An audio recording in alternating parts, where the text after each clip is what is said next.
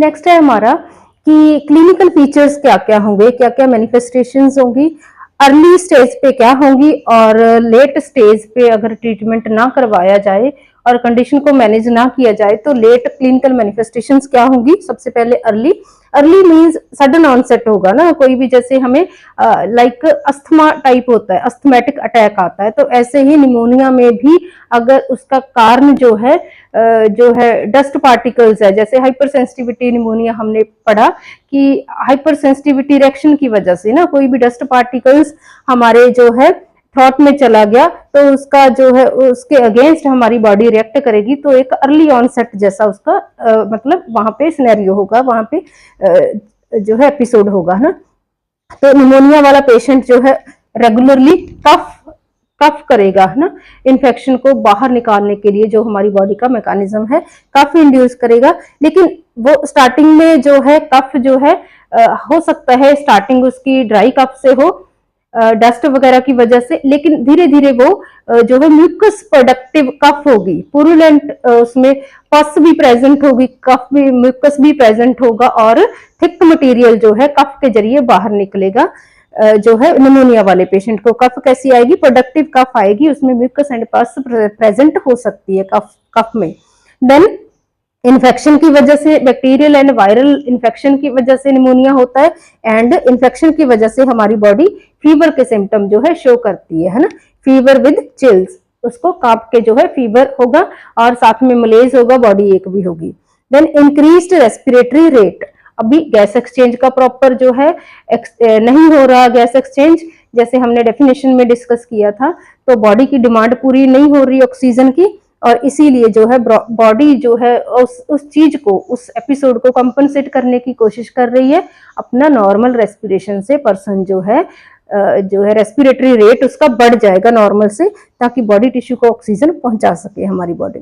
Then grunting respiration, अभी जो है जरूरत से ज्यादा रेट भी बढ़ जाएगा रेस्पिरेशन का, एंड उसका जो है फोर्सफुल रेस्पिरेशन लेना पर्सन जो है शुरू कर देगा, क्योंकि खांस भी रहा है साथ साथ, जो है इंटरकॉस्टल मसल्स हैं, जो डायफ्रैग्मेटिक मसल्स हैं, पूरा हमारा रेस्पिरेटरी सिस्टम में इन्वॉल्व है कफ करने में, तो रेस्पिरेशन के लिए मसल्स का जो है एक्स्ट्रा जो है उनको काम करना पड़ रहा है, तो ग्रंटिंग रेस्पिरेशन होगी एंड नेजल फ्लेयरिंग होगी। यहाँ पे जो है पर्सन स्ट्रगलिंग वाली रेस्पिरेशन लेगा, और जब पर्सन सांस लेने के लिए स्ट्रगल करता है तो नेजल फ्लेयरिंग शो हो जाता है, पर्सन जो है उसका जो है नोज जो है वो फ्लेयर करेगा जब भी वो सांस लेगा फोर्सफुल रेस्पिरेशन की वजह से।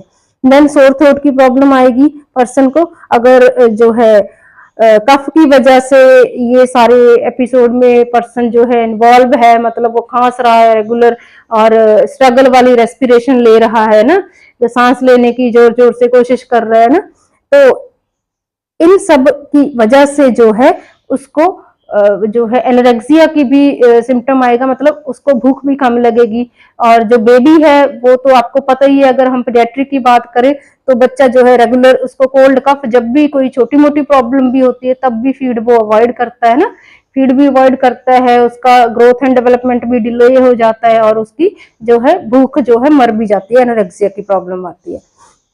तो ये थे early clinical manifestations of pneumonic patient. Then अभी अर्ली से क्लियर हो गया कि कफ की वजह से एंड स्ट्रगलिंग रेस्पिरेशन है, मतलब बॉडी को ऑक्सीजन नहीं जा रही और ब्रेन को भी ऑक्सीजन प्रॉपर नहीं जा रही, जिसकी वजह से जो लेट मैनिफेस्टेशन में क्या शो होगा, कन्वल्जन्स, सीजर्स, ऐसी प्रॉब्लम भी पर्सन फेस कर सकता है, मतलब ब्रेन को अगर प्रॉपर ऑक्सीजन ना जाए तो ना, ड्राउजीनेस की प्रॉब्लम, सेमी कॉन्शियस अनकॉन्शियस जैसी स्टेज आ जाएगी उसकी। देन अभी म्यूकस प्रोडक्शन हो रहा है अंदर, तो चेस्ट में जैसे ही हम मतलब स्टेथोस्कोप लगा के देखेंगे तो व्हीजिंग साउंड जो है वो हमारे जो है चेस्ट की बैक साइड से सुनाई देंगी। Then hoarseness of voice because of accumulation of secretions ना, वहां पे जो है गला खराब होने की वजह से कैसी वॉइस हो जाएगी, हॉर्सनेस ऑफ वॉइस हो जाएगी, मतलब भारी आवाज आने लगेगी उसकी, ऑक्सीजन नहीं पहुंच रही बॉडी को, साइनोसिस हमें शो हो सकता है, साइनोस्ड हो जाएगी, बॉडी जो है नीली पड़ जाएगी धीरे धीरे, और खांसते खांसते प्लूरिक पेन हो रही है, एक्स्ट्रा मसल्स का जोर लग रहा है, इसलिए जो है प्लूरल पेन भी पर्सन जो है शिकायत कर सकता है रेगुलर कफ की वजह से। और रेस्पिरेटरी रिट्रैक्शंस शो होंगी। रेस्पिरेटरी रिट्रैक्शंस मतलब जो हमारे इंटरकॉस्टल मसल्स होते हैं, जो डायफ्राम मसल्स होते हैं, जहां हमारा जो है सुप्रास्टर्नल एरिया जो है ना, स्टर्नम के ऊपर वाला सुप्रास्टर्नल एरिया हो गया, और जो है इंटरकॉस्टल जो स्पेस है वहां पे हमें डीप डिप्रेशन वगैरह शो होंगे, है ना। मतलब जब भी पर्सन जो है इनहेल करेगा, एक्सहेल करेगा, तो अगर हम उसका चेस्ट एग्जामिनेशन करें तो हमें वहां पे डीप डिप्रेशन शो होंगे, जिसे बोलते हैं रेस्पिरेटरी रिट्रैक्शंस। एंड ये जो है मेनली किन में ये देखा जा सकता है, निमोनिया वाले पेशेंट में ये सिम्टम जो है देखा जा सकता है। जब भी पर्सन जो है निमोनिया वाला सांस लेगा तो उसकी सांस में कहीं कहीं जैसे गड्ढे पड़े हुए हैं, जैसे डीप डिप्रेशन है, ऐसे हमें उसकी चेस्ट जो है उस फिजिकल एग्जामिनेशन के दौरान ये हम देख सकते हैं उसकी चेस्ट में, जिसे बोलते हैं रेस्पिरेटरी रिट्रैक्शंस। इंटरकॉस्टल वाली जगह पे भी देख सकते हैं और सुप्रास्टर्नल रीजन में भी देख सकते हैं, एंड जो है रिब्स के नीचे भी, बिल्कुल नीचे भी ये सबस्टर्नल एरिया में भी देख सकते हैं ये सिम्टम, जिसे बोलते हैं रेस्पिरेटरी रिट्रैक्शंस। ये मेनली निमोनिया में ही पाया जाता है। So these are the early and late manifestations of pneumonic patient. Next है हमारा पैथोफिजियोलॉजी निमोनिया के रिलेटेड। तो पैथोफिजियोलॉजी स्टार्टिंग होती है इन्फेक्शन की एंट्री से, और या तो डिजीज कंडीशन कैसे हो गई, या उस डिजीज कंडीशन का कोई भी साइन एंड सिम्टम हमने एंड में लेके आना है, या कोई भी प्रॉब्लम जो उस डिजीज कंडीशन से हो रही है बॉडी में चेंज, तो उसमें पैथोफिजियोलॉजी का एंड हो जाना है।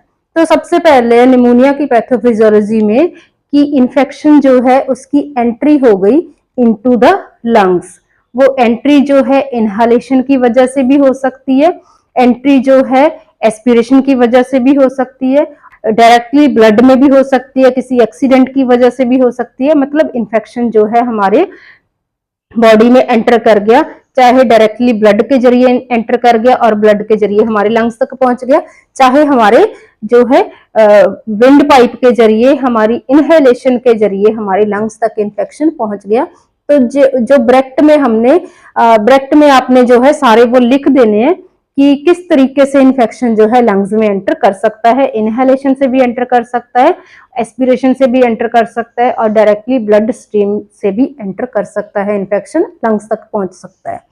तो इन्फेक्शन जो है एंटर कर गया, आफ्टर एंट्री ऑर्गेनिज्म, चाहे बैक्टीरियल है चाहे वायरल है, ऑर्गेनिज्म क्या करेगा, पेनिट्रेट करेगा लंग्स के अंदर, भीतर अंदर तक चला जाएगा, एंड वहां पे मल्टीप्लाई होना शुरू हो जाएगा। अगर हमारा इम्यून सिस्टम वीक है तो वहां पे मल्टीप्लाई होना शुरू कर देगा इन्फेक्शन, और फिर क्या होगा, multiply in the lower region of the respiratory system. ठीक है, हमारे अभी जो है पहले उसने स्टार्टिंग में सोर थ्रोट किया, कफ वगैरह की, फिर इन्फेक्शन डीपली पेनिट्रेट चला गया एल्वोलाई तक, मतलब ब्रोंकाई तक, ब्रोंकियोल तक, और लास्ट में एल्वोलाई तक पहुंच गया, लोअर रीजन तक पहुंच गया रेस्पिरेटरी सिस्टम के, वहां जाके मल्टीप्लाई होना शुरू कर दिया।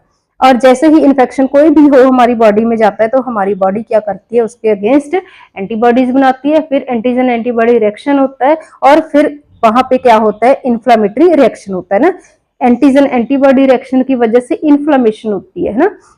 इन्फ्लामेशन क्या है, अगर मतलब शुरुआत में है, मतलब इन्फ्लामेशन वो एक हीलिंग रिस्पॉन्स है, और मतलब अगर वो डिले हो गया इन्फ्लामेशन, फिर वो एक हमारी प्रॉब्लम बन जाता है। तो इन्फ्लामेटरी रिएक्शन शुरू हो गया, तो जब भी इन्फ्लेमेशन होती है वहां पे ब्लड सप्लाई जो है बढ़ जाती है ना। जब भी इन्फ्लेम्ड टिश्यू, एक तरीके का एडिमा टाइप ही होती है, सूजन ही होती है इन्फ्लेमेशन भी, और वहां पे क्या हो जाता है, ब्लड सप्लाई बढ़ जाती है, ब्लड वेसल जो है डायलेट हो जाती हैं और पोरस हो जाती हैं, और वो ब्लड वेसल्स जो है जब डायलेट हो जाएंगी, जरूरत से उसका डायमीटर थोड़ा सा बढ़ जाएगा और पोरस हो जाएंगी, तो उसके जरिए जो है काफी सारा जो अच्छी चीजें हैं वहां पे पेनिट्रेट करना, एक्सुडेट करना शुरू कर देगी।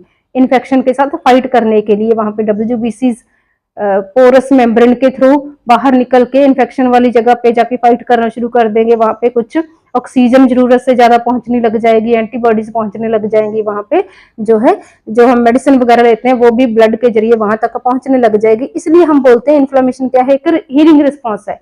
स्टार्टिंग में अगर इन्फ्लेमेशन है वो एक हीलिंग रिस्पॉन्स है, और अगर इन्फ्लेमेशन डिले हो गई then it will cause further problem, pus formation वगैरह वाली प्रॉब्लम आ जाएगी। तो यहाँ पे क्या है, इन्फ्लेमेशन एंटर कर गया, डीपली मल्टीप्लाई कर गया हमारे रेस्पिरेटरी सिस्टम में जाके, और एंटीजन एंटीबॉडी रिएक्शन की वजह से इन्फ्लेमेशन स्टार्ट हो गई, है ना।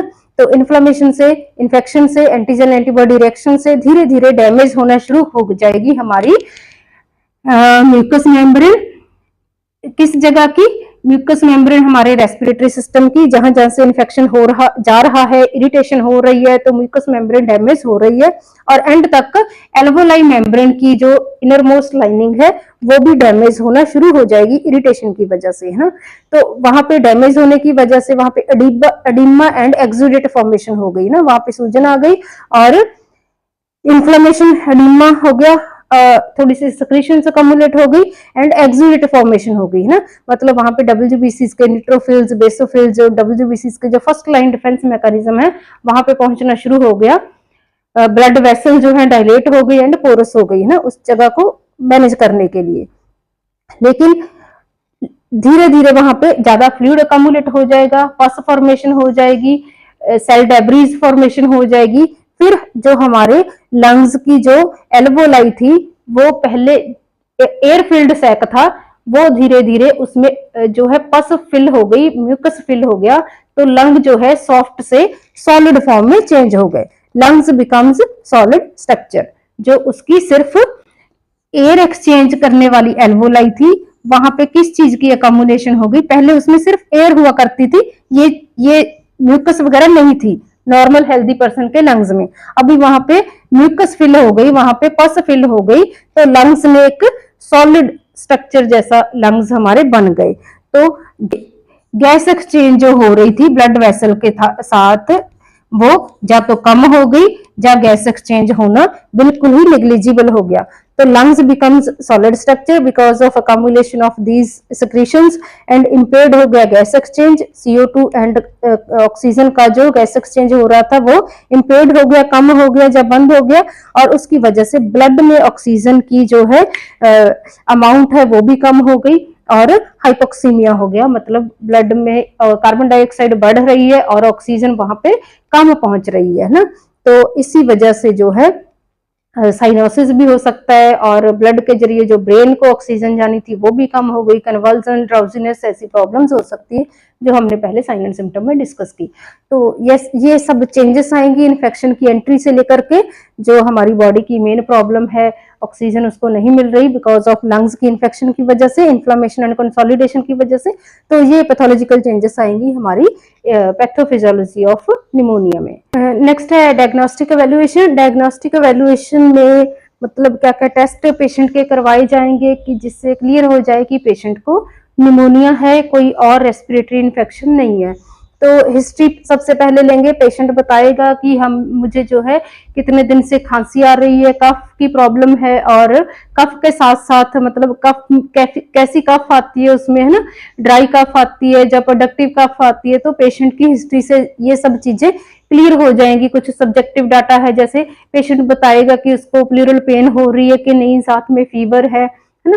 तो ये सब कंडीशंस वैसे नॉर्मल कफ कोल्ड में भी होती है, और ये सब जो है पेशेंट के बताने वाली चीजें ट्यूबरकुलोसिस वाले पेशेंट में भी मतलब जो है उसके साथ ये जो हमें डायग्नोज करने में थोड़ा सा कंफ्यूजन क्रिएट होगी। लेकिन हिस्ट्री से काफी चीजें रिवील हो जाएगी कि पेशेंट को जो है रेस्पिरेटरी इन्फेक्शन है, कितने दिनों से है, कैसी कफ आती है ना, चेस्ट पेन हो रही है या ऐसा कुछ ना। हिस्ट्री जरूर लेनी है पेशेंट की, अच्छे तरीके से उसको कंफर्टेबल जो है उसका कॉन्फिडेंस गेन करके उसकी पेशेंट की हिस्ट्री लेनी है, ताकि कोई भी प्रॉब्लम जो है वो आपसे हाइड ना करे। नेक्स्ट जो है हमने पेशेंट का फिजिकल एग्जामिनेशन करना है। लाइक उसको जो है जो कफ की प्रॉब्लम है उसके साथ साथ वीजिंग साउंड सुनाई दे रही है कि नहीं, है ना, या कितने टाइम से उसको प्रॉब्लम है। साथ साथ हम उसके साथ जो है हिस्ट्री गेन भी करेंगे और साथ साथ उसका फिजिकल एग्जामिनेशन भी करेंगे पेशेंट का, और ये भी हेल्प करेगा डायग्नोज करने में। देन क्लिनिकल मैनिफेस्टेशंस में जो है वो आगे प्रॉब्लम जो फिजिकल एग्जामिनेशन में हम क्लियर करेंगे, और साथ साथ में हम उसको मैनिफेस्ट भी करते जाएंगे कि कौन कौन से सिम्टम जो है पेशेंट में शो हो रहे हैं, ताकि क्लिनिकली भी हम कुछ हद तक जो है निमोनिया को जज कर सकें। लेकिन जो क्लियरली जो एक्यूरेट डायग्नोज है वो हम काफी टेस्ट वगैरह करवाने पड़ेंगे, तो ही क्लियर हो पाएगा कि उसको जो है नॉर्मल कफ कोल्ड है, ट्यूबरक्लोसिस है, ब्रोंकाइटिस है या निमोनिया है ना। उसके लिए चेस्ट एक्सरे करवाने पड़ेंगे और चेस्ट एक्सरे में शो हो जाएगा जो है इन्फ्लेमेशन है ब्रोंकाई की, ब्रोंकियोल्स की, कंसोलिडेशन है, वो सारा चेस्ट जो है एक्सरे में जो है वो सब चीज रिवील हो गई। देन स्पूटम में जो है उसका कल्चर एंड सेंसिटिविटी टेस्ट करवा के देखेंगे और वहां से क्लियर हो जाएगा कि बैक्टीरियल इन्फेक्शन है, वायरल इन्फेक्शन है। स्पूटम का जो है सैंपल लेके टेस्ट करवाया जाएगा, वो तो क्लियर बता ही देगा कि बैक्टीरिया में से फर्दर स्ट्रेप्टोकोकस का इन्फेक्शन है, स्टेफाइलोकोकस का है, हेमोफाइलस इन्फ्लुएंजा का है, या कौन से बैक्टीरिया का या वायरस का, आरएसवी वायरस का है, एडिनो वायरस का है, मतलब स्पेसिफाई कर देगा। और उसके लिए मेडिसिन का जो है सिलेक्ट करना भी इजी हो जाएगा कि बैक्टीरियल इन्फेक्शन है उसके लिए एंटीबायोटिक थेरेपी होगी, अगर वायरल इन्फेक्शन है उसके लिए एंटीवायरल थेरेपी होगी। तो ऐसे sputum and culture sensitivity test से क्लियर हो जाएगा कि इन्फेक्शन कौन सा है, और x-ray, chest x-ray and CT scan से क्लियर हो जाएगा कि इन्फेक्शन कहां तक पहुंच गया है, लोबुलर निमोनिया है, ब्रोंकोनिमोनिया है, या मतलब कंसोलिडेशन है कि नहीं, ओनली इन्फ्लेमेशन है, या ये वो सब क्लियर हो जाएगा। तो इन्फेक्शन का स्टेटस फाइंड आउट करने के लिए ही हम कंप्लीट ब्लड काउंट टेस्ट करवाएंगे। उसमें जो है इन्फेक्शन है इसलिए WBCs रेज होंगे, WBCs की काउंटिंग जो है इन्फेक्शन के साथ फाइट कर रही है हमारी बॉडी, तो WBCs की काउंटिंग जो है नॉर्मल से ज्यादा बड़ी होगी, इंक्रीज होगी। तो उसके बाद हम ABG एनालिसिस करवाएंगे, मतलब आर्टीरियल ब्लड गैसेस का जो है वो चेक करेंगे कि ब्लड में जो है गैसेस कैसी है ना, ब्लड में ऑक्सीजन की मात्रा कितनी है, ब्लड में कार्बन डाइऑक्साइड की मात्रा कितनी है ना। तो ABG एनालिसिस करवाया जाता है जिन पेशेंट को, मतलब कोई वेंटिलेटर पे है पेशेंट, जहाँ किसी को बहुत ज्यादा रेस्पिरेटरी का इन्फेक्शन है, तो ये जरूरी है वहां पे ब्लड में गैसेस की अमाउंट चेक करने के लिए ABG एनालिसिस जरूरी है। वो फिर क्लियर कर देगा कि पेशेंट की बॉडी में जो है प्रॉपर ऑक्सीजन है भी कि नहीं, उसे फर्दर ऑक्सीजन थेरेपी की जरूरत है या वेंटिलेटरी सपोर्ट की जरूरत है ना। ठीक है, ABG एनालिसिस भी करवा सकते हैं, और सिंपल हम जो प्रोब टेस्ट है वो भी कर सकते हैं, जो फिंगर पे प्रोब लगा के देखा जाता है ना, वो भी सैचुरेशन बता देता है कि आपके ब्लड में ऑक्सीजन की सैचुरेशन कितनी है। तो ये थे डायग्नोस्टिक एवेल्युएशन। कुछ यहाँ पे हेल्प करेंगे और कुछ जो है कंफर्मेटरी डायग्नोस्टिक टेस्ट है वो क्लियर कर देंगे कि पेशेंट को निमोनिया है या कोई और प्रॉब्लम है। Next is the medical management of pneumonia. Under the medical management there are antibiotic therapies, antiviral therapies, some expectorants, antipyretics and NSAIDs।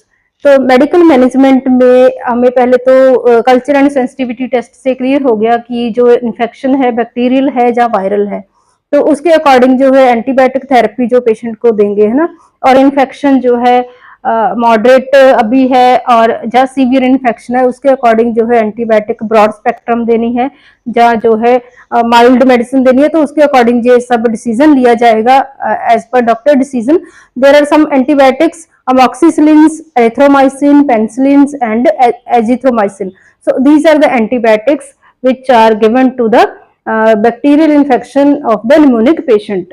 तो पेशेंट को अगर बैक्टीरियल इन्फेक्शन है तो एंटीबायोटिक थेरेपी की कुछ मेडिसिन यहाँ पे इन्वेस्ट कर दी गई है, और भी मेडिसिन होंगी लेकिन मोस्ट कॉमनली ये वाली मेडिसिन दी जाती है निमोनिया वाले पेशेंट को। तो कुछ एंटीवायरल थेरेपी मेडिसिन है जो कि निमोनिया को ट्रीट करने में हेल्प करेगी। नेक्स्ट आर एक्सपेक्टोरेंट्स लाइक गैनाफेंसिन है, मोस्ट कॉमन एक्सपेक्टोरेंट है, निमोनिया के लिए यूज किया जाता है, जिसमें जो सिक्रीशंस है थोड़ी सी मतलब लूज हो जाती हैं और एक्सपेक्ट आउट होने में जो है हेल्प करती हैं निमोनिया वाले पेशेंट की, क्योंकि मेन अकामुलेशन हो जाती है सिक्रीशंस की लंग्स में, तो जो है सिक्रीशन लूज करने की मेडिसिन यहाँ पे देनी बहुत जरूरी है। देन एंटीपैरेटिक्स है, क्योंकि पेशेंट को साथ में फीवर ही है, फीवर को ट्रीट करने के लिए एंटीपैरेटिक्स मेडिसिन देंगे। देन NSAIDs है, कुछ यहाँ पे पेन किलर्स भी देंगे, ब्रूफिन वगैरह है जो कि प्लूरिक पेन हो रही है खांसी की वजह से पेशेंट को, है ना। इसके जो है सिम्टोमेटिक ट्रीटमेंट में ये आ गई फीवर वाली, पेन वाली है ना, मलेज वाली, तो ऐसी जो मेडिसिन है जो सिम्टोमेटिक सिम्टम पे बेस्ड देंगे। और कुछ जो है बैक्टीरियल इन्फेक्शन है तो एंटीबायोटिक थेरेपी, वायरल है तो एंटीवायरल थेरेपी देंगे और एक्सपेक्टोरेंट थेरेपी देंगे। So this is about the medical management of the pneumonia. Although there are some vaccines for the prevention of pneumonia, vaccines are available for the infants and children, and vaccines are also available for the adults. तो यहाँ पे कुछ vaccine हैं जो बच्चों में pneumonia से prevention का काम करती है, और कुछ वैक्सीन अडल्ट्स के लिए भी अवेलेबल हैं कि उनको निमोनिया ना हो। तो बच्चों के लिए कौन सी वैक्सीन है, यहाँ पे पीसीवी वैक्सीन है, निमोकोकल कॉन्जुगेट वैक्सीन जिनको बोला जाता है, इसमें अवेलेबल है PCV 13, 15 and 20 pneumococcal conjugate vaccines for the prevention of pneumonia in infant and children. Then next are for the adults, that are pneumococcal polysaccharide vaccines. It is PPSV 23. So these vaccines help to prevent the pneumonia in children and adults. So vaccine के साथ साथ medical management के साथ साथ there are some nursing points that we should also keep in mind for the care of pneumonic patient, कि pneumonia वाले patient को जो है हमने कंफर्टेबल पोजीशन देनी है ताकि फैसिलिटेट हो सके ब्रीदिंग। उसको जो है आईवी थेरेपी हम दे सकते हैं, क्योंकि जब भी कोई जो है ऐसी एपिसोडिक प्रॉब्लम जब होती है ना, अस्थमा की होगी, निमोनिया की, बहुत ज्यादा एकदम से कफ आती है, तो पॉलीयूरिया की प्रॉब्लम आती है, डिहाइड्रेशन के चांसेस बढ़ जाते हैं, तो आईवी फ्लूइड दे सकते हैं पेशेंट को, ताकि जो है उसकी एनोरेक्सिया की प्रॉब्लम है, अगर बच्चों में प्रॉब्लम है, वो फीड नहीं ले रहा, तो उसकी न्यूट्रिशनल नीड्स जो है वो आईवी फ्लूइड से मैनेज हो सके। तो आईवी फ्लूइड दे सकते हैं, प्रॉपर पोजीशन दे सकते हैं, कुछ फिजियोथेरेपी लाइक बैक साइड पे कुछ बर्पिंग कर सकते हैं जो कि एक्सपेक्टोरेंट को एक्सपेल आउट होने में हेल्प करेगी। एंटीपायरेटिक थेरेपी दे सकते हैं, पेशेंट को सपोर्ट दे सकते हैं, इमोशनल सपोर्ट होगी ना, क्योंकि उसका ट्रीटमेंट जो है थोड़ा काफी टाइम चलेगा, और जो है पेशेंट को हम, एंड अगर बच्चा है तो उसके फैमिली मेंबर्स को हम सपोर्ट दे सकते हैं। So this is all about the pneumonia. इसके अंदर हमने सब आज डिस्कस किया कि निमोनिया की डेफिनेशन क्या है, उसकी फर्दर क्लासिफिकेशन क्या है, और उसकी pathophysiology, clinical manifestations, diagnostic evaluations, then management में medical management, nursing management and prevention. तो आई थिंक आपको निमोनिया जो है अच्छे तरीके से क्लियर हो गया होगा। So thank you very much.